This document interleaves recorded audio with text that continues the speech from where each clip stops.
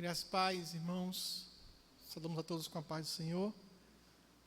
Hoje é quarta-feira, é o dia da semana onde nós nos reunimos para louvar ao Senhor, bendizer o teu nome e para estudarmos assim a palavra do Senhor de maneira mais sistemática. Digamos sempre que quando nós não vemos ao culto de quarta-feira, ou não nos atentamos para esse culto, nós perdemos. Mas no domingo, dia do Senhor, nós pecamos. Então nós perdemos a oportunidade de aprender mais da palavra do Senhor, porque as Escrituras Sagradas aqui nos ensinam como devemos cultuar a Deus, como devemos viver em santidade para Ele. E o próprio Jesus nos adverte que nós erramos por não conhecer as Escrituras Sagradas. Então, queremos saudar todos os irmãos da congregação de Entre Rios, as irmãs da SAF, os oficiais da igreja, os membros, os irmãos da igreja, todos nós saudamos com a graça e a paz do Senhor, e todos aqueles que estão nos acompanhando nesse momento. Então, nesse momento nós vamos dar início ao nosso culto, irmãos, sempre com oração, sempre louvando ao Senhor, falando com o nosso Deus. Ele é nosso mantenedor e Ele nos conservou em vida hoje, nos salvou, nos trouxe providência e devemos sempre adorá-lo. Nesse momento convido você para orar comigo, oração de louvor e gratidão ao Senhor. E ao mesmo tempo nessa oração, confessa nossos pecados diante do Senhor. Oremos nesse momento. Tu habitas em um alto e sublime trono, Senhor. Não há nenhum outro Deus além de Ti. És único, Senhor. Tu és o Deus que nos orienta e nos ordena que não devemos adorar nenhum outro Deus a não ser o Senhor. Que não devemos fazer nenhum tipo de representação visível do Senhor. Que devemos adorar o Seu Espírito em verdade. Que não devemos tomar o Teu nome em vão, Senhor. Ou seja, todos os seus decretos, os seus mandamentos são claramente explícitos na sua palavra. E o homem que não cumpre esses mandamentos, ele peca contra a sua santidade e ofende ao Senhor. Nós temos ciência que estamos diante de um Deus santo, justo, compassivo, mas um Deus também que a justiça é retributiva, que recompensa o homem segundo o seu proceder. Por isso, nesse momento, nós nos colocamos diante do Senhor, suplicando o teu perdão para nossos pecados que cometemos no dia de hoje. Falhamos em cumprir as suas ordenanças, Senhor. Somos falhos, somos falíveis e carecemos cada dia mais do teu cuidado, da tua orientação, da ação do teu Espírito Santo em nos santificar, ó Deus. Por isso nós te pedimos misericórdia, perdão por nossos pecados, ao passo que também pedimos, Senhor, que o Senhor nesse momento visite aqueles que estão enfermos, tanto espiritualmente como fisicamente, que o Senhor os visite, os conforte. Cada irmão, Senhor, que se sinta triste, se sinta, ó Deus, extremamente preocupado com o dia de amanhã, porque a Tua palavra nos orienta que não devemos nos preocupar, porque o Senhor conhece as nossas necessidades. Nós te pedimos que o Senhor conforte cada um deles. Visa, ó meu Deus, aqueles que estão nos leitos de hospitais nesse momento, acamados por qualquer tipo de enfermidade. Ó Deus, traz a cura, se for para a Tua glória e para o Teu louvor. Tudo isso nós te pedimos que nessa noite nos oriente com o Teu Santo Espírito, no aprendizado da Tua palavra, para conhecermos mais e mais o Senhor. Te pedimos tudo isso, agradecemos em nome de Jesus. Amém. Amém. Irmãos, nesse momento nós vamos fazer a leitura bíblica no Salmo de número 24. Salmo de número 24. Esse é um salmo de Davi. Davi escreveu esse salmo. E esse salmo é um salmo messiânico, porque ele se refere ao Messias, se refere a Cristo Jesus. A gente vai ver que, ao longo dos versículos, vamos ver que as qualidades aqui descritas nesse salmo só pertencem a Cristo. Só Ele subirá ao monte do Senhor, só Ele estará no seu santo lugar, só Ele é limpo de coração e puro de coração, e Ele realmente é santo. Então, diz assim um salmo de número 24. Ao Senhor pertence a terra e tudo que nela se contém, o mundo e os que nele habitam. Fundou-a Ele sobre os mares e sobre as correntes a estabeleceu. Quem subirá ao monte do Senhor? Quem há de permanecer no seu santo lugar? O que é limpo de mãos e puro de coração, que não entrega a sua alma à falsidade, nem jura dolosamente. Esse obterá do Senhor a bênção e a justiça do Deus da sua salvação. Tal é a geração dos que o buscam a face do Deus de Jacó.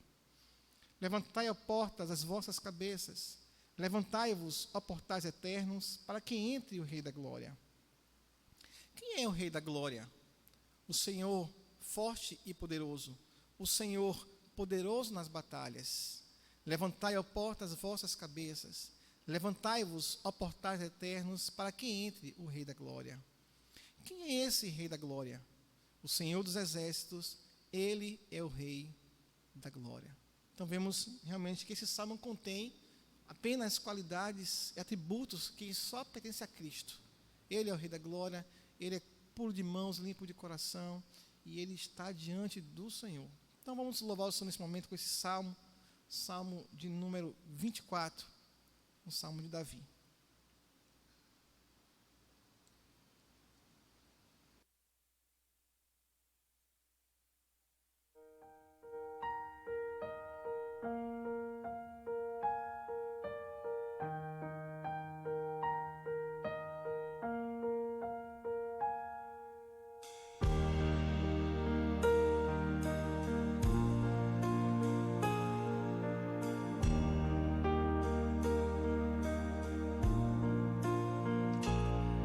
Do Senhor é a terra e a sua plenitude, o mundo e todos os habitantes seus.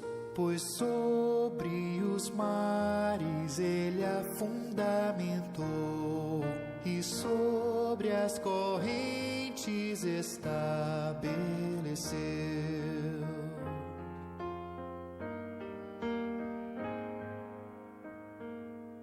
Quem, pois, subirá para o monte do Senhor? Ou quem estará no seu santo lugar? Aquele que é limpo de mãos e coração, não ama a vaidade, enganoso não é.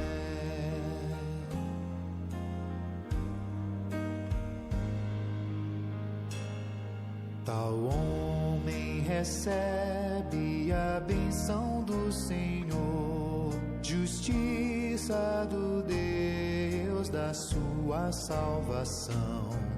Tal é a linhagem daqueles que o buscam, que buscam a face do Deus de Jacó.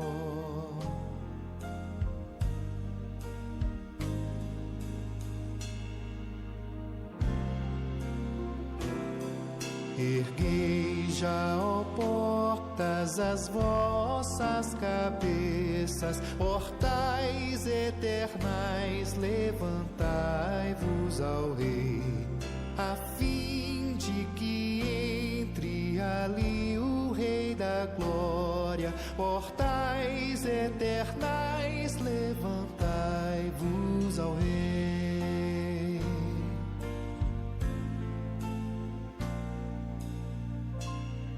Quem é o Rei da Glória, este Rei tão glorioso, Senhor das batalhas, que é forte em poder?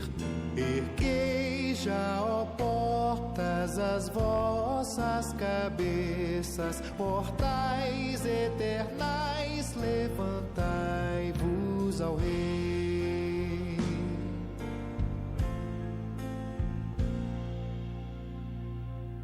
A fim de que entre ali o Rei da Glória. Portais eternais, levantai-vos ao Rei. Quem é o Rei da Glória, este Rei tão glorioso? Ele é o Rei da Glória das hostes, Senhor.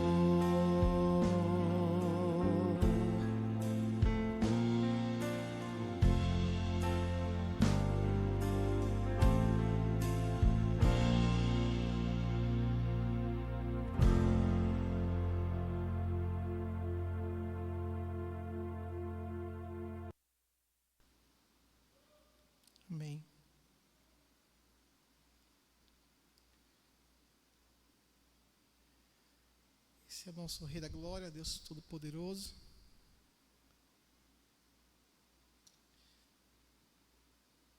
A qual nós adoramos e amamos. Nós vamos continuar nessa noite, nosso estudo bíblico. Vamos esperar nesse momento aqui o notebook reiniciar para projetarmos nossa lição de hoje.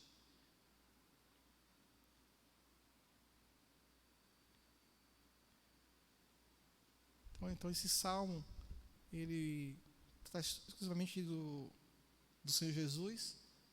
O rei Davi compôs, e realmente só ele tem esses atributos, nosso rei Jesus.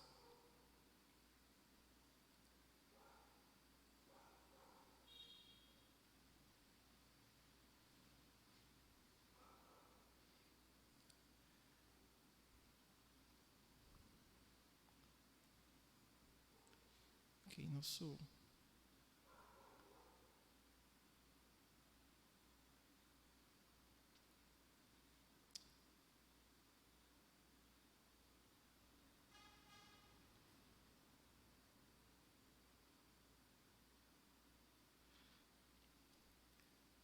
estamos reiniciando aqui nesse momento, irmãos, o nosso projetor para expormos aqui o nosso estudo de hoje com os irmãos.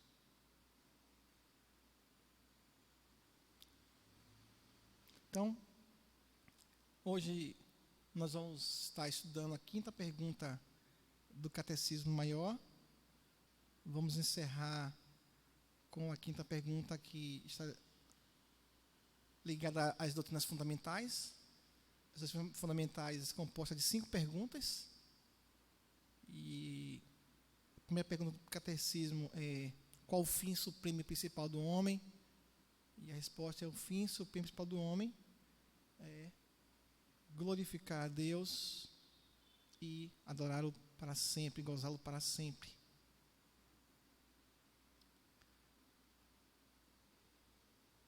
Então, nós encerramos hoje a série de estudos em cima do Catecismo, a parte fundamental.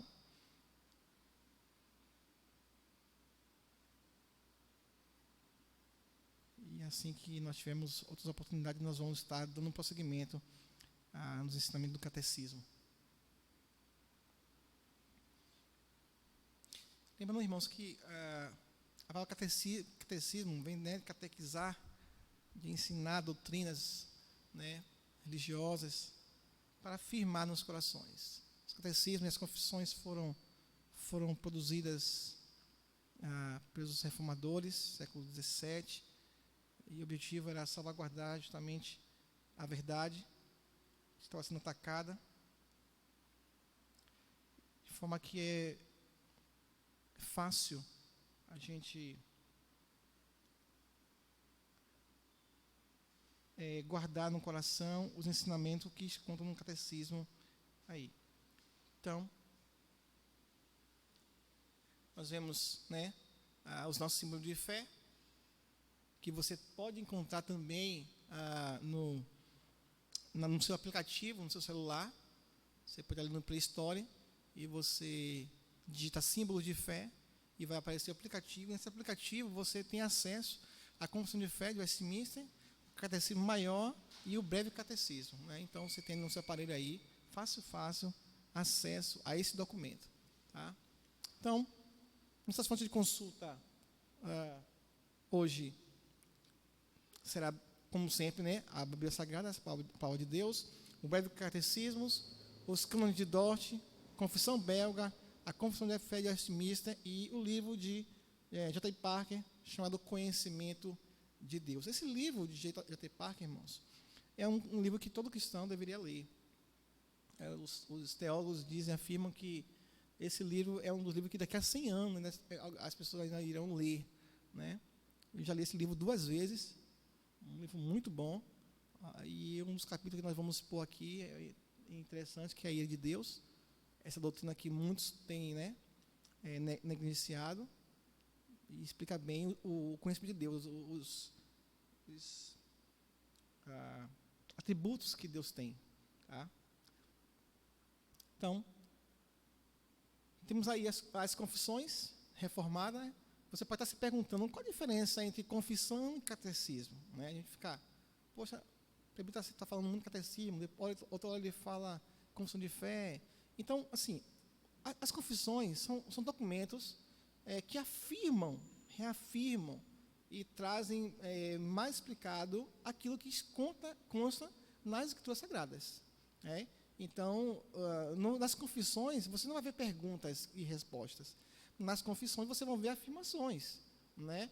Que, por exemplo, a Confissão de Fé de Westminster, no capítulo 1, vai falar sobre as Escrituras Sagradas, que é a única regra de fé e prática, que Deus preservou as Escrituras, né? Que é composto de Novo e Testamento. Então, são afirmações com referências bíblicas, né? Todas com referência bíblica, para que a gente possa consultar e ver que, de fato, o que está ali escrito é realmente com base nas Escrituras Sagradas. E os catecismos, né, é uma série de documentos composto de perguntas e respostas, né, que visa facilmente o aprendizado, né, ou seja, catequizar, a memorização da doutrina bíblica. Então, nós temos aí a Confissão de Fé de Westminster, a Confissão Belga, os Cânones de Dort, tá? São afirmações, são artigos que subscrevem, afirmam aquilo que já está nas Escrituras Sagradas, muito bem explicado.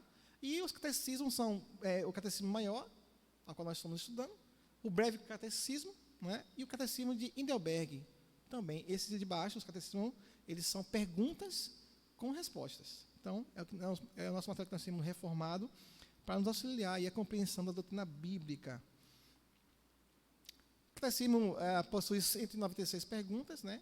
Já explicamos o que é catequizar, instruir alguém a partir de preceitos religiosos, ou fazer com que alguém seja instruído a partir de princípios religiosos. Então, esse é o objetivo do catecismo. Vimos que o Catecismo Maior de Westminster é dividido em duas partes. Né? A primeira parte vai tratar acerca do que o homem deve crer. Nós estamos no capítulo 1, que são doutrinas fundamentais, e temos aí capítulo 2, que vai falar sobre Deus, os decretos de Deus, capítulo 4, a criação, capítulo 5, a providência de Deus, o pacto de vida ou de obras, o pacto da graça, o mediador do pacto da graça, a obra do mediador, que é Cristo Jesus, e os benefícios da obra do mediador. Então, esses 10 capítulos, eles estão tratando acerca do que o homem deve crer. Tudo que o homem precisa crer, do que ele deve crer, você vai encontrar aí bem explicado nesses 10 capítulos do Catecismo Maior.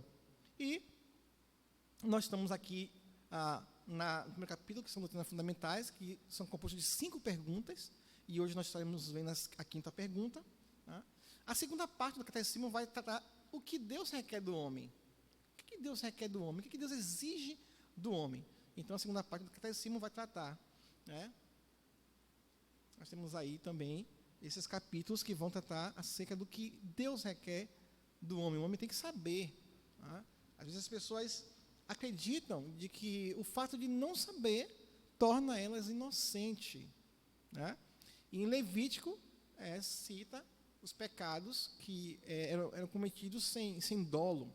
Então, na justiça humana, nós temos aí o crime doloso e o crime culposo, tá? Ou lesão culposa. Então, o crime culposo é aquele quando não há intenção de matar.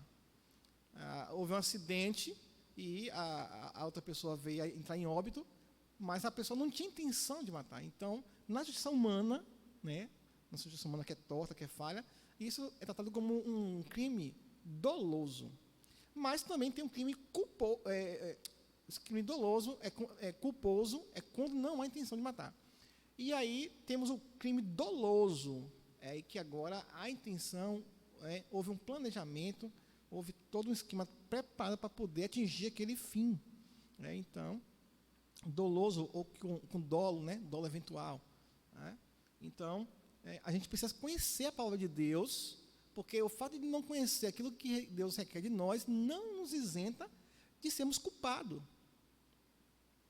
Jesus disse que nós erramos por não conhecer as Escrituras e nem o poder de Deus, de forma que nós temos que sempre, cada dia, irmãos, buscar aí conhecimento de Deus, da sua palavra, tudo que nós precisamos entender e compreender para servir a Deus de maneira plena está nas Escrituras Sagradas. Tá?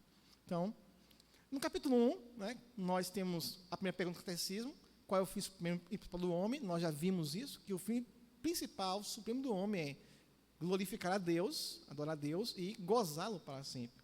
Não devemos viver buscando a nossa própria felicidade. O propósito nosso não é buscar sermos felizes a qualquer custo, mas sim que a nossa vida seja para glorificar a Deus.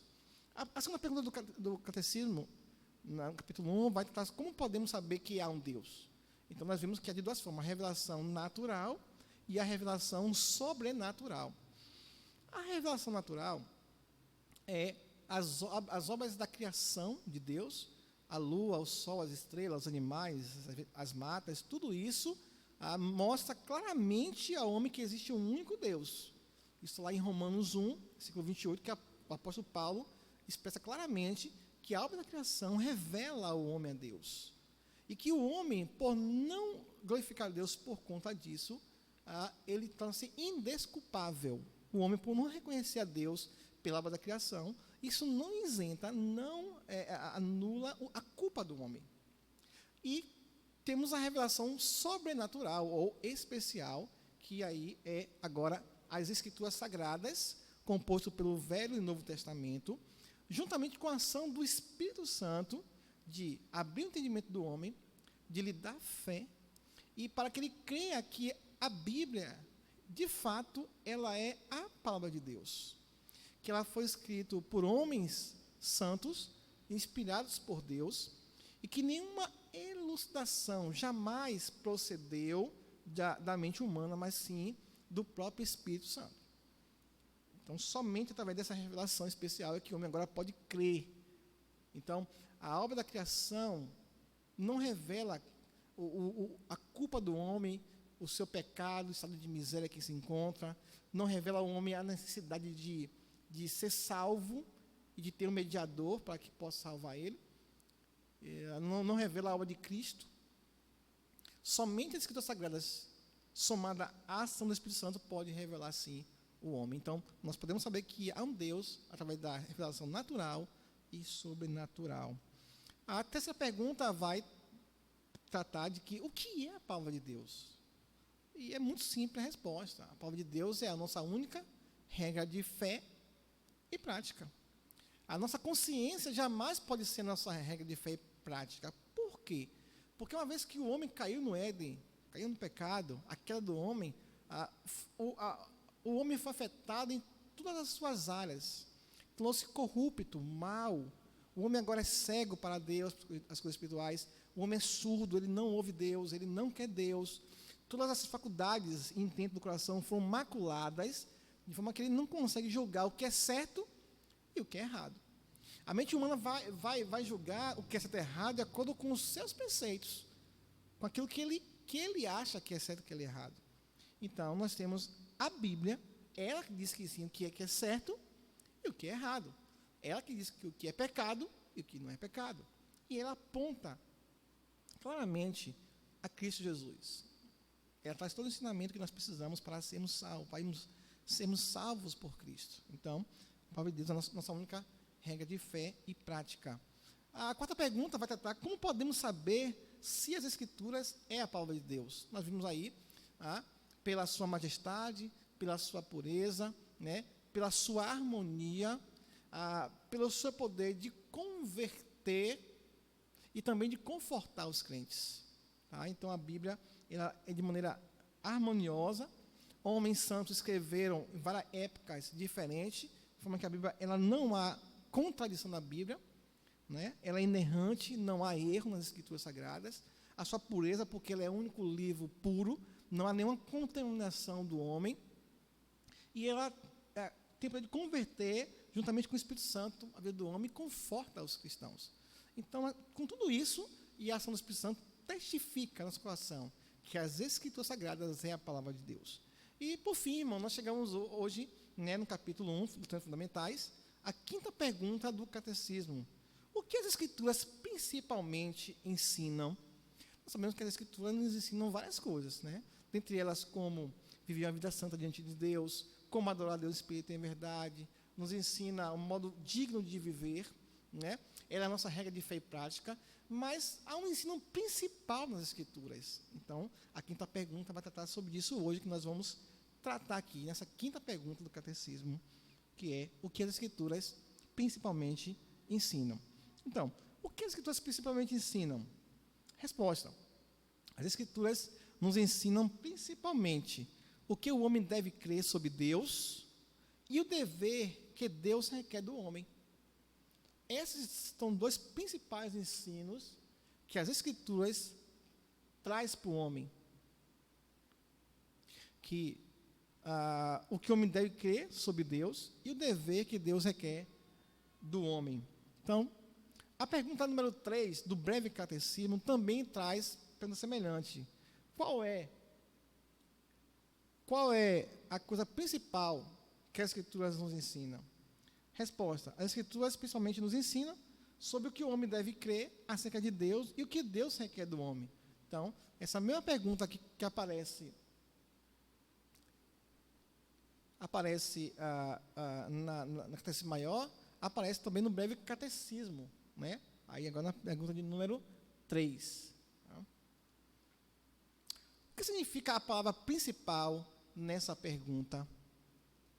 Significa que, embora todas as coisas reveladas na Bíblia sejam igualmente verdadeiras, nem tudo é igualmente necessário para a salvação. Aqui nós falamos, né?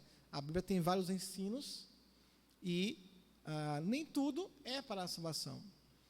Por exemplo, a Bíblia nos ensina o caminho da honestidade, de um novo viver cristão. Tudo isso contribui, mas o principal, né, diz que é o que o homem deve crer acerca de Deus e o que Deus requer do homem. O que é crer de acordo com as Escrituras? O que é crer? Né? Crer inclui 3 partes. 1. Estar persuadido da verdade. Isso é crer. Temos que crer que ela é a palavra de Deus. E essa fé, essa ação de crer, é nos dada através do Espírito Santo de Deus. Se o Espírito Santo não convencer o homem, não regenerá-lo, não lhe der fé, ele nunca vai crer no que as Escrituras dizem. E não crendo no que as Escrituras dizem, logo, ele não vai ser salvo. Então, principalmente, tem que crer. Então, crer é estar persuadido da verdade, que a Bíblia é a verdade, a palavra de Deus ela é a verdade. 2, dar crédito à verdade de uma pessoa. Né? Confiar, 3, confiar, ter confiança em uma pessoa. Então, tudo isso é crer. Nós cremos no ensinamento de Jesus Cristo, nós cremos no ensinamento dos apóstolos, né? São pessoas inspiradas por Deus que trouxeram ensinamento, doutrina para nós, e nós cremos de que essas pessoas foram conduzidas pelo Espírito Santo. Devemos confiar, ter fé nas palavras de Deus e no Deus que as diz. E uma confiança pessoal no Deus vivo por meio de Cristo vivo. Né? Diz que Cristo realmente está vivo. Nós temos um Deus vivo que fala conosco através das Escrituras. Então, quando nós abrimos a palavra de Deus, irmãos, Deus está falando conosco. Ao lermos a Bíblia em nossa casa, devemos nos preparar, orar a Deus, nos desligar de tudo aquilo que possa ter nossa atenção, porque certamente, ao abrir as Escrituras, Deus irá falar nos nossos corações. Precisamos estar atentos para isso. Por que o crer é colocado antes do dever? Então, vemos que Deus requer, as Escrituras ensinam principalmente o que o homem deve crer acerca de Deus e o dever do homem, o que Deus exige dele. Aí vem a dúvida, por que crer vem antes do dever? Esta é a ordem da Escritura. O cristão é salvo pela graça por meio da fé e é criado para as boas obras. O alicerce da fé, eu sou o Senhor teu Deus, foi apresentado na lei antes que Deus apresentasse ao seu povo os mandamentos. Então, para que nós possamos cumprir nosso dever para com Deus, nós precisamos antes crer. Crer em que todos os mandamentos ao qual está nas Escrituras Sagradas, realmente é a palavra de Deus e a sua vontade revelada. Então, nós não temos condições de cumprir nosso dever que Deus requer da gente, sem antes crer. Por isso que a pergunta ela é lógica, a resposta é muito lógica. A resposta é, as Escrituras principalmente nos ensina acerca do que nós devemos crer de Deus, acerca de Deus, e depois daquilo que Deus requer do homem, o dever do homem para com Deus. Essa é lógica. Tá? O que cremos é importante, a fim de podermos fazer o que agrada aos olhos de Deus. Como diz Alexander White, uma fé ortodoxa e uma vida obediente é todo o dever do homem. Tá? Então, essas coisas vão andar juntas. Crer e o dever. Tá? Não existe, irmãos, vida moral sem vida espiritual. Não tem como nós sermos espirituais e não temos uma vida moral. Ou temos uma vida moral e não temos uma vida espiritual. As coisas vão andar juntas. Por quê? Porque nós primeiro cremos em tudo que a palavra de Deus nos orienta, nos ensina, e nós cumprimos aquilo que está nas Escrituras. Então, todo cristão que ele tiver êxito em aprender da palavra de Deus, ele vai crer mais e ele vai obedecer mais a palavra do Senhor. No capítulo 3 das Instituto de Calvino, ele vai tratar sobre o conhecimento de Deus está naturalmente incutido na mente dos homens. Tá? Todo ser humano, ele nasce, ele já tem dentro dele um pré-conhecimento de que existe um único Deus. Tanto a prova disso é que as pessoas buscam, né, em outras religiões adorar outros deuses, porque o homem tem uma necessidade de adorar um único Deus. Só como ele está cego, né, ele está corrompido na sua alma, ele não consegue ver a Deus claramente. Somente se for uma ação do Espírito Santo, justamente com a palavra de Deus. Então, Calvino vai dizer que o conhecimento de Deus está naturalmente incutido na mente dos homens. Diz assim na página 43. Está fora de discussão que é inerente à mente humana, certamente por instinto natural, algum sentimento da divindade, a fim de que ninguém recorra ao pretexto da ignorância. Ou seja, ninguém vai dizer que não sabia que existia um Deus. Deus incutiu em todos uma certa compreensão de sua deidade, da qual, renovando com frequência a memória, instila de tempos em tempos novas gotas, para que, quando todos, sem exceção, entenderem que há um Deus e são sua obra, sejam condenados por seu próprio testemunho, por não cultuarem e não consagrarem própria vida à vontade dele. Então, corroborando aqui o que Paulo diz lá em Romanos 1, que o homem, todos pecaram, né, estão falando de Deus, e que o homem, por não adorar a Deus, ele é indesculpável. Não há desculpa, não há justificativa, não há alegação de que eu era ignorante acerca dessas coisas. Não há. Então, Calvino deixa isso bem claro no seu capítulo 3 das suas Institutas. A Confissão Belga, no artigo 1, ele vai dizer: todos nós cremos com o coração e confessamos com a boca que há um só Deus, um único e simples ser espiritual. Ele é eterno, incompreensível, invisível, imutável, infinito, todo-poderoso, totalmente sábio, justo e bom, e uma fonte transbordante de todo o bem. Então, a gente viu, né, que a pergunta diz, o que principalmente a Escritura nos ensina? Nos ensina tudo que nós devemos crer acerca de Deus. Então, Deus é tudo isso aqui, e muito mais. O homem precisa saber disso aqui, que Deus é o único simples ser espiritual, que Ele é eterno, é incompreensível, é invisível, é imutável, infinito, todo-poderoso, totalmente sábio, justo e bom.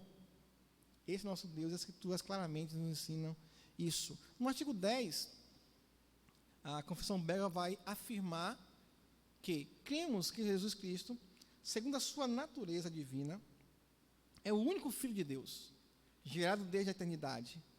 Ele não foi feito nem criado, pois assim seria uma criatura, mas é de igual substância do Pai, coeterno, o resplendor da glória e a expressão exata do seu ser, igual a Ele em tudo. Então, Jesus, Ele é Deus. Ele é Deus, claramente. A Escritura ensina também isso, que Jesus é o Senhor da mesma substância. Ele não foi criado, Ele não foi gerado, não é a criação. Ele é Deus, Ele é o Verbo. Hebreus capítulo 1, 3 e 4 vai nos afirmar: Ele é o resplendor da glória e a expressão exata do seu ser, sustentando todas as coisas pela palavra do seu ser.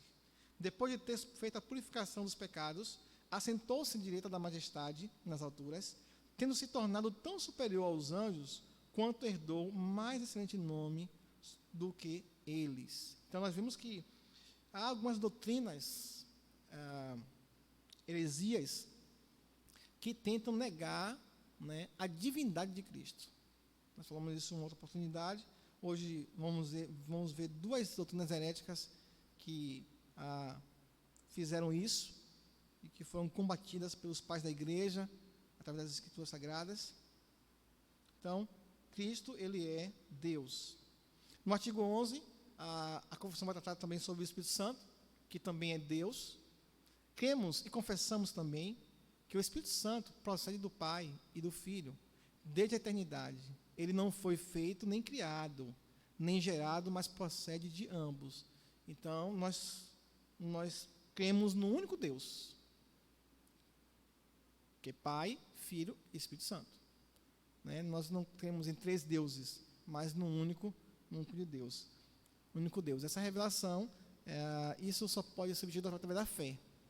O Espírito Santo confere ao homem a fé para crer e aceitar que essa verdade bíblica, essa doutrina bíblica. Na ordem, ele é a terceira pessoa da Trindade, de igual substância, majestade e glória com o Pai e com o Filho, verdadeiro e eterno Deus, como nos ensina as Sagradas Escrituras. Na Bíblia, nós não vamos encontrar claramente a palavra Trindade, né? Mas, por inferências bíblicas. O que é inferência bíblica? A inferência é quando nós temos conjunto de informações nas Escrituras que apontam para uma verdade. Não é? Então, nós vemos claramente nas Escrituras Sagradas mencionando Deus Pai, Deus Filho e Deus Espírito Santo. Na mesma substância, na mesma forma, no mesmo poder, sendo adorado por todos. E, através disso, nós chegamos à inferência, à conclusão de que nosso Deus, ele é um Deus em três pessoas. Todos, né, da mesma essência, do mesmo poder e glória. Então, essas verdades, irmãos, somente podemos crer através do Espírito Santo de Deus. Essa é uma verdade que a obra da criação não revela. Somente nas Escrituras Sagradas podemos ter isso. E nós temos que conhecer isso. Uma das coisas, observação é que nós temos que, nossas orações, a nossa oração tem que ser trinitariana. Ou seja, nós precisamos nos dirigir a Deus dessa forma. Às vezes, se dá muita ênfase ao Espírito Santo, em algumas linhas, né, doutrinárias, se dá muita ênfase ao Espírito Santo como se ele fosse um Deus separado do Deus Pai e do Deus Filho. Ou se fazem a oração dirigindo unicamente a Jesus, ou somente ao Deus Pai. Não, a nossa oração, ela é trinitariana. Nós citamos o Deus Pai, o Deus Filho e o Deus Espírito Santo, porque é um único Deus. Então, precisamos aprender isso. E temos sempre isso em mente, que nós, como citamos o Espírito Santo, citamos Jesus, estamos citando um único Deus. Aí nós temos o sabelianismo, né? Foi uma doutrina herética que, no tempo passado, atacou diretamente a Trindade. Né? Vendo o seu fundador, Sabélio ressaltava a unicidade de Deus, a ponto de negar qualquer distinção relevante entre os membros da Trindade e insistia em que a unicidade de Deus excluía qualquer possibilidade de três pessoas distintas. Ou seja, Sabélio, ele não cria que Deus era um Deus só, que tem três pessoas, Pai, Filho e Espírito Santo. Ele não cria nisso, Sabélio não cria nisso.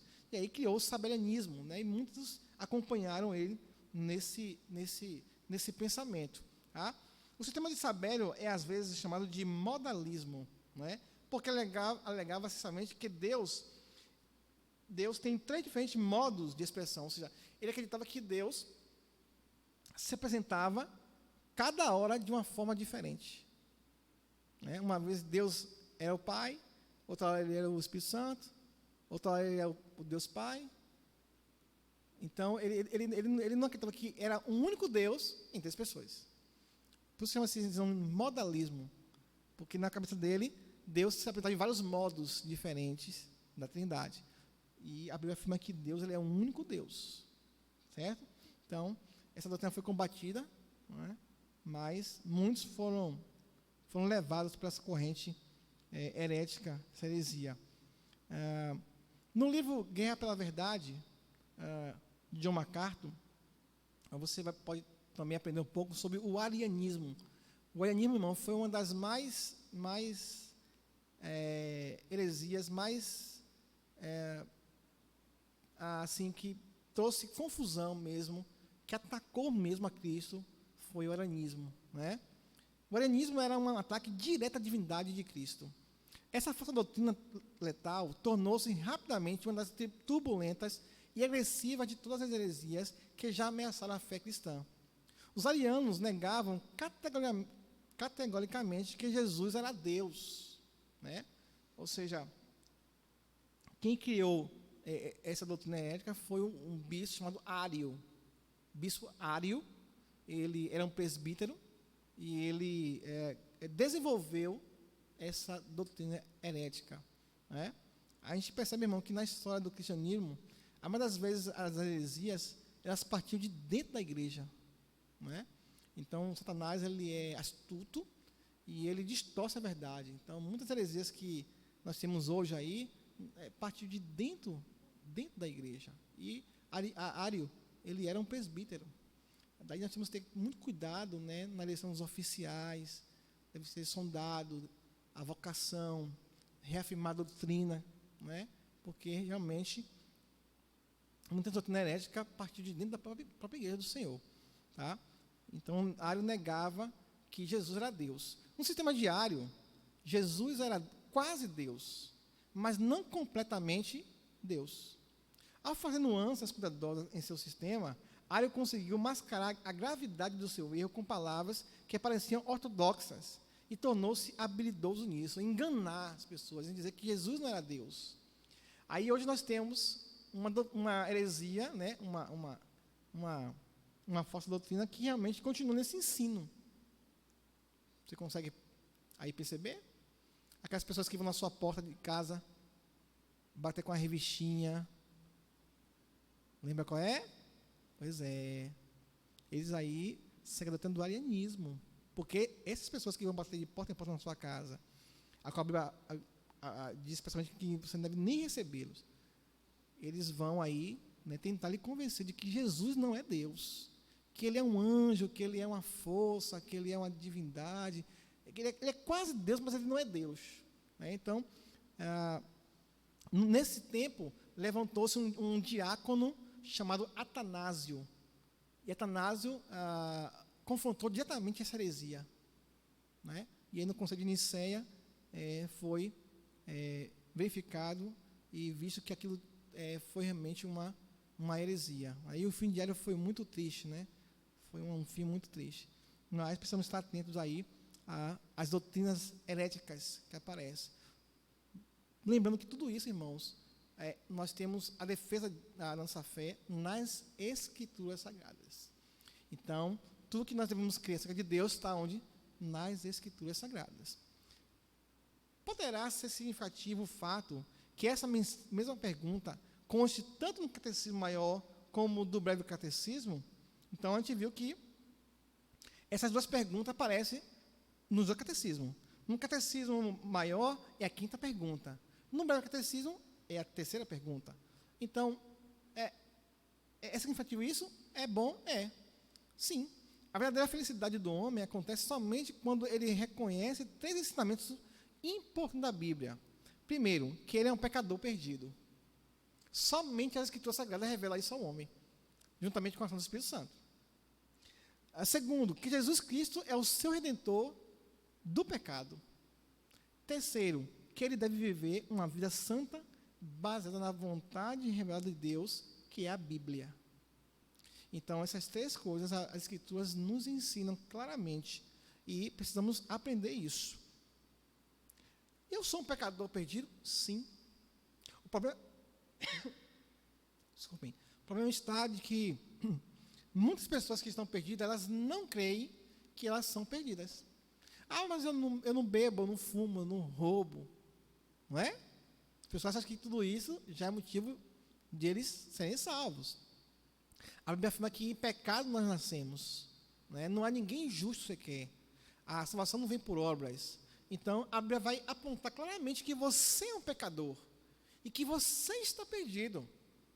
Quando essa mensagem é levada ao coração do pecador através do Espírito Santo, ele é convencido do seu pecado.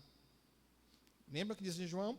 O Espírito Santo, ele convence o homem do pecado, da justiça e do juízo. Como está escrito, não há um justo, nenhum sequer. Não há quem entenda, não há quem busque a Deus. Todos se extraviaram, a uma só se fizeram inúteis. Não há quem faça o bem, não há nenhum sequer. Romanos 3, 10, 12. Então, o apóstolo Paulo está escrevendo através do Espírito Santo de Deus, inspirando, dizendo que não há ninguém puro. Todos pecaram. Nós herdamos o pecado de Adão. No lugar de Adão, nós faremos a mesma coisa que Adão fez. Não tem como ser diferente. Então, todos pecaram e precisam de um Salvador. Então, as Escrituras apontam claramente que o homem, ele é um ser perdido e é pecador. O Catecismo de Wittenberg, a primeira parte, ele vai falar sobre a nossa miséria. Né? E a pergunta 3, no Catecismo de Wittenberg, diz: como você reconhece a sua miséria? Como é que nós podemos reconhecer o nosso estado de pecado e miséria? Resposta: pela lei de Deus. Quem é a lei de Deus? As Escrituras Sagradas, composto pelo Velho e o Novo Testamento. O primeiro capítulo da doutrina dos cânones de Dort vai falar da divina eleição e reprovação. No artigo 1, ele vai tratar de toda a humanidade é condenável perante Deus, corroborando o que nós vimos ali em Romanos 3,10. Todos os homens pecaram em Adão, estão debaixo da maldição de Deus e são condenados à morte eterna. Por isso, ninguém teria sido injustiçado se ele tivesse resolvido deixar toda a raça humana no pecado e sob a maldição, decidindo condená-la por causa do seu pecado. Se Deus não salvasse ninguém, Deus ainda seria justo e bom. Deus não deve nada ao homem. Por isso ele fala: eu salvo a quem eu quero. Terei misericórdia de quem eu quiser ter misericórdia. Aí por que Deus não salva todo mundo? Porque ele não quer. Mas aqueles que ele não salva, ele é injusto? Não. Porque o homem, ele pecou e vai sair de Deus. Então, se Deus não salvasse ninguém, ainda seria justo, perfeito e bom. No artigo 4 do cânon de Dort, vai dizer: a ira de Deus permanece sobre aqueles que não creem no Evangelho. Mas aqueles que o aceitam e abraçam a Jesus, o Salvador, com fé verdadeira e viva, são redimidos por ele da ira de Deus e da perdição e presenteados com a vida eterna. Aí vemos João 3,36. Por isso, quem crê no Filho tem a vida eterna. O que todavia se mantém rebelde contra o Filho não verá vida, mas sobre ele permanece a ira de Deus. O pastor aqui, citou no sermão sobre a importância de nós entendermos a doutrina da ira de Deus. Deus está irado com o ser humano. Quando Deus olha para o ser humano sem Jesus, o que ele vê é pecado. Ele vê ira contra o homem. De forma que aqueles que não estão em Cristo, a ira de Deus permanece, ainda está sobre eles. E não verão o Filho, não terão a vida eterna. E isso a Bíblia nos ensina claramente. Irmãos, isso é uma verdade que nós precisamos compreender todos os dias da nossa vida. É essa verdade que a Bíblia nos ensina acerca de Deus, a sua justiça, no nosso de pecado e miséria, que precisamos ser salvos e que muitos carecem dessa iluminação, dessa compreensão. Nesse livro de J. Parker, Conhecimento de Deus, ele, na página 131, ele vai falar das características do juiz. Deus como juiz. O juiz é uma pessoa com autoridade. Deus tem toda a autoridade para condenar o homem. O juiz é uma pessoa identificada com aquilo que é bom e justo. Quando Deus julga segundo sua bondade e justiça, Ele pode julgar porque Ele é bom, porque Ele é justo, porque Ele é perfeito. Terceiro, o juiz é uma pessoa com sabedoria para discernir a verdade. Então, ninguém vai poder tentar ludibriar Deus, enganar Deus, argumentar. Ele conhece, ele tem poder para saber, ele examina os corações, ele vê o coração das pessoas. E o juiz é uma pessoa com poder para executar a sentença. Já viu? A Bíblia fala que o Senhor lançará os infiéis, os idólatras, os feiticeiros, os roubadores e todos os pecadores no lago de fogo e enxofre. O Senhor irá executar a sua sentença. E aí, na página 137, eu achei interessante, ele fala que não há necessidade para fugir de Deus. Deus é um Deus justo e bom. Ele diz assim: peça ao juiz vindouro para ser o seu presente salvador. Como juiz, ele é a lei, mas como salvador, ele é o evangelho. Fuja dele agora e você o encontrará como juiz depois e sem esperança. Ou seja, no dia do julgamento do Senhor, quando o Senhor vier, não haverá mais tempo. E aí as pessoas não verão Jesus mais como o Salvador e o Evangelho, mas verão Ele como juiz. Procure-o agora e você o encontrará. E então você descobrirá que está esperando aquele futuro com alegria, sabendo que agora nenhuma condenação há para os que estão em Cristo Jesus. O momento é agora de buscar a Cristo como o seu Salvador, como um Evangelho, como um Deus amoroso, porque depois só irá encontrar Ele como juiz justo diante dele e não terá como argumentar. A alegria de saber que Jesus é o Salvador, irmãos. Também as Escrituras nos ensinam claramente isso, e que maravilhosa experiência é quando nós aprendemos isso. Na Confissão Belga, artigo 17, diz: o Salvador prometido. Cremos que nosso bom Deus, vendo que o homem havia se lançado assim na morte física e espiritual, e se havia feito totalmente miserável, foi pessoalmente buscá-lo, quando este, tremendo, fugia da sua esperança. Assim Deus mostrou sua maravilhosa sabedoria e bondade. Ele confortou o homem com a promessa de lhe dar o seu filho, que nasceria de uma mulher, a fim de esmagar a cabeça da serpente.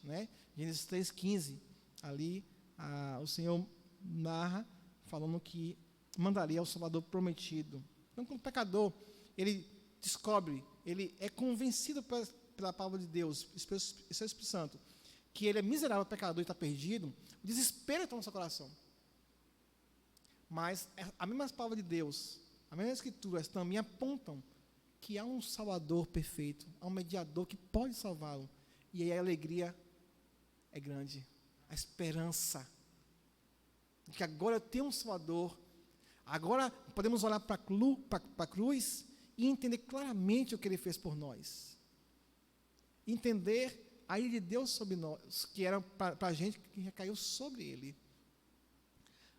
No livro de esqueci o nome do autor, mas o nome do livro é O Mal que Habita em Mim. O autor diz: você quer saber o preço do seu pecado? Olhe para a cruz. A forma como Cristo foi tratado na cruz, como Ele foi vilipendiado na cruz, é o meu pecado e o seu pecado, é o preço do nosso pecado. Então, nós sabemos que a Bíblia nos revela que existe um Salvador. Nós realmente nascemos de novo. Nós temos esperança no nosso único Salvador. No capítulo 2 da doutrina de Cândido de Dort, vai falar a morte de Cristo e a redenção do homem por meio dela. Então, acerca do que o homem deve crer de Deus, é que Cristo, Ele veio para salvar os pecadores. Ele é o mediador perfeito. Ele fala, a justiça de Deus exige punição. Deus não é supramente misericordioso, mas também é supramente justo. E como Ele revelou em Sua palavra, Sua justiça exige que nossos pecados, contra a Sua infinita majestade, sejam punidos nesta vida e na futura, em corpo e alma. Não podemos escapar dessa punição, a menos que seja satisfeita a justiça de Deus. Ou seja, irmãos, o homem pecou contra Deus e merece a justiça de Deus. Se Deus não punisse o homem, Deus não seria justo. Então, tem que executar sua justiça. E o único capaz de pagar esses pecados, de satisfazer essa justiça, é o próprio Deus, na pessoa do nosso Salvador, Jesus Cristo, que se fez carne. Ele, sendo Deus, não teve como usurpação ser igual a Deus, antes aniquilou a sua forma divina, se fez carne, e foi obediente até a morte de cruz. Somente ele tinha a autoridade, a credencial de pagar os pecados de toda a humanidade. No artigo 2, vai falar sobre a satisfação cumprida por Cristo. Por nós mesmos, entretanto, não podemos cumprir tal satisfação, nem podemos livrar nós mesmos da ira de Deus. Por isso, Deus, em sua infinita, deu seu Filho único como nosso fiador. Por nós, ou em nosso lugar, ele foi feito pecado e maldição na cruz, para que pudesse satisfazer a Deus por nós, né? É o que nós falamos um pouco instante. No capítulo 8 da Confissão de Fé de Westminster, ela fala sobre Cristo mediador, vai dizer, a seção 1, aprove a Deus em seu santo e eterno propósito, escolher e ordenar o Senhor Jesus, seu Filho unigênito, para ser o mediador entre Deus e o homem, o profeta, sacerdote e rei, o cabeça e salvador da sua igreja, o herdeiro de todas as coisas e o juiz do mundo. E deu-lhe, desde toda a eternidade, um povo para ser a sua semente e para, no tempo devido, ser por ele remido, chamado, justificado, santificado e glorificado. A obra de Cristo, irmãos, ela é perfeita. Ele é mediador perfeito. Por isso nós cremos que não há pecado de salvação. Uma vez que Cristo morreu, por quem Cristo morreu, esses estão salvos. Na seção 5 diz, o Senhor Jesus, pela sua perfeita obediência e pelo sacrifício de si mesmo, sacrifício que pelo eterno Espírito ele ofereceu a Deus uma só vez, satisfez plenamente a justiça do Pai. E para todos aqueles que o Pai lhe deu, adquiriu não só a reconciliação, como também uma esperança perdurável no reino dos céus. Então, Cristo, de uma vez só, pagou os nossos pecados. A Bíblia diz que a cela que era contra nós foi rasgada e todos os pecados nós fomos perdoados em Cristo Jesus. E, caminhando para o final, irmão, nosso estudo de hoje, depois de sabermos tudo isso, assim que nós devemos crer acerca de Deus, que Deus é o Deus justo, que Deus é o Deus que a sua justiça precisa ser satisfeita.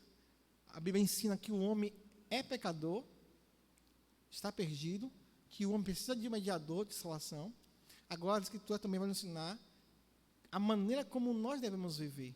E agora devemos viver uma vida santa, baseada na vontade revelada de Deus, que é a Bíblia. Então, depois de aprender tudo acerca de Deus, aprendendo sobre Deus, tudo que Ele é, agora a Bíblia, a palavra de Deus, vai nos ensinar nosso dever para com Deus. Como devemos viver segundo a sua vontade revelada. 2 Timóteo 3, 14, 17 diz, tu, porém, permanece naquilo que aprendeste e de que foste inteirado, sabendo de quem o aprendeste e que, desde a infância, sabes as sagradas letras que podem tornar-te sábio para a salvação pela fé em Cristo Jesus. Toda a Escritura é inspirada por Deus e útil para o ensino, para a repreensão, para a correção, para a educação na justiça, a fim de que o homem de Deus seja perfeito e perfeitamente habilitado para toda boa obra. Então, irmãos, a palavra de Deus, ela pode nos tornar maduros, pode nos ensinar como viver de uma maneira que realmente agrada a Deus. Em Colossenses 1, 9, 10, vai nos dizer, por essa razão, também nós, desde o dia em que o ouvimos, não cessamos de orar por vós e de pedir que transbordeis de pleno conhecimento da sua vontade, em toda sabedoria e entendimento espiritual, a fim de viverdes de modo digno do Senhor, para o seu inteiro agrado, frutificando em toda boa obra e crescendo no pleno conhecimento de Deus. Através de quê? Das Escrituras Sagradas. E por fim, queridos, Deuteronômio capítulo 10, versículo 12 e 13, vai deixar claramente acerca do que Deus requer do homem. Agora, pois, ó Israel, o que é que o Senhor requer de ti? Não é que temas o Senhor teu Deus e ande em todos os seus caminhos e o ames e sirva ao Senhor teu Deus de todo o teu coração e de toda a tua alma, para guardar os mandamentos do Senhor e os seus estatutos que hoje te ordeno para o teu bem? É isso, irmãos, que Deus requer do homem. Deus requer que andes no caminho do Senhor. Deus quer que nós o amemos. Deus quer que nós o sirvamos ao Senhor de todo o nosso coração e nossa alma. Deus quer que nós guardemos os mandamentos e os estatutos, e Deus quer o nosso bem. Deus quer o nosso bem.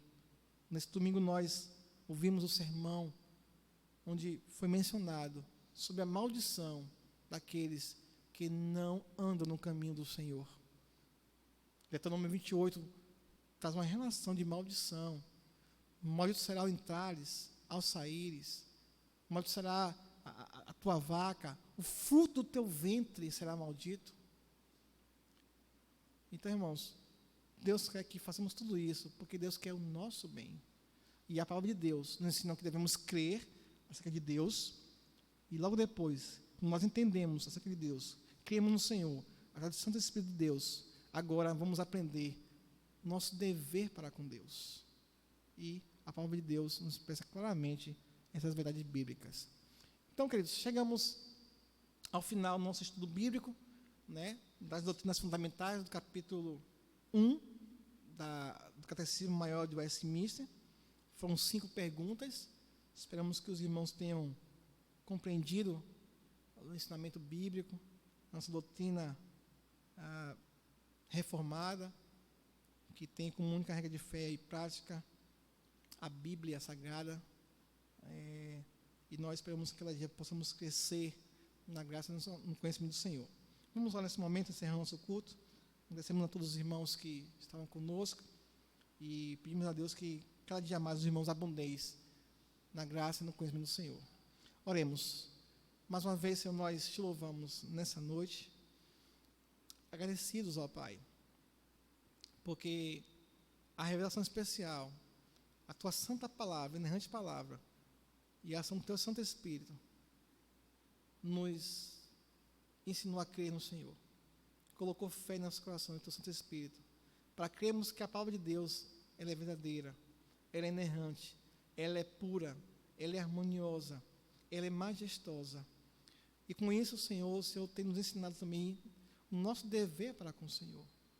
Que devemos servir ao Senhor, devemos amar o Senhor, devemos guardar os seus estatutos para o nosso bem. O Senhor tem pensamentos de bem e não de mal para conosco. Por isso nós agradecemos nessa noite pelo ensinamento bíblico e pedimos que, através do Santo Espírito, nos auxilie a aplicar em nossos corações a cada dia, ó Deus. Aprendemos durante esse tempo que nosso fim supremo e principal é glorificar o Senhor. Que possamos viver para a tua glória, Senhor. Que possamos meditar todos os dias, 24 horas, nessa afirmação bíblica, que devemos viver para a tua glória e possamos pensar em cada ação nossa, em cada atitude nossa, no trabalho, no amigo, na família, se o que nós temos feito e tem glorificado ao Senhor. Temos aprendido que a tua palavra, Deus, é a única regra de fé e prática. Temos aprendido, Deus, que existe um único Deus e que através dessa sua revelação especial nós podemos conhecer o seu Espírito de verdade. E podemos aprender, Deus, também o que nos ensina principalmente a tua palavra. Obrigado por nos ensinar tudo isso, nos ajuda, nos auxilia a nos santificarmos e viver a vida santa na tua presença. Mais uma vez pedimos que o Senhor agora abençoe os irmãos, todos os irmãos, que tenham uma noite de repouso, que tenham um sono reparador, Guarda durante essa semana os teus filhos, ó Deus, sei com cada um deles. Te pedimos que mais uma vez visite os que estão enfermos e cure-os para a tua glória, Pai, em nome de Jesus. Que os irmãos sejam preparados devidamente para o culto de domingo, dia do Senhor, que venham se abster de qualquer coisa, Deus, que venha comprometer a santificação para esse dia, para glorificar o Senhor. Obrigado, Senhor, pela ação de Cristo Jesus, pela mediação de Cristo Jesus, e no nome dele que nós oramos, e pelos méritos dele que nós agradecemos, em nome de Jesus. Amém. Amém, irmãos. Estamos encerrados. Irmãos, Deus abençoe cada um dos irmãos.